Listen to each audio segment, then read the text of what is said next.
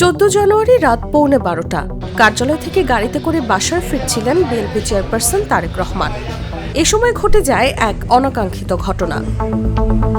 গুলশানের 65 নম্বর সড়কে তারেক রহমানের গাড়িবহরের মধ্যে ঢুকে তার চলন্ত গাড়িতে স্কচ টেপ দিয়ে একটি সাদা খাম সেঁটে দ্রুত বেগে চলে যান এক মোটরসাইকেল চালক।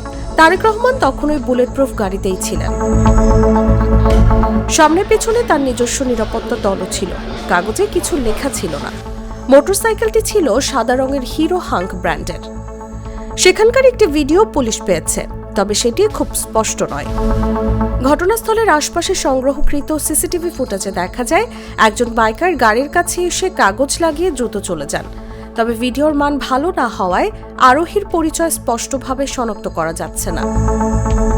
এই ঘটনায় গুলশান থানায় পুলিশের পক্ষ থেকে একটি সাধারণ ডায়েরি করা হয়েছে। তবে এখনো ওই মোটরসাইকেল বা চালককে শনাক্ত করতে পারেনি পুলিশ।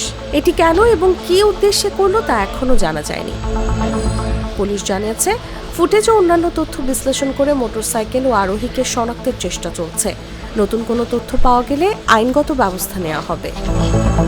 নিউজ ডেস্ক, জাগো নিউজ।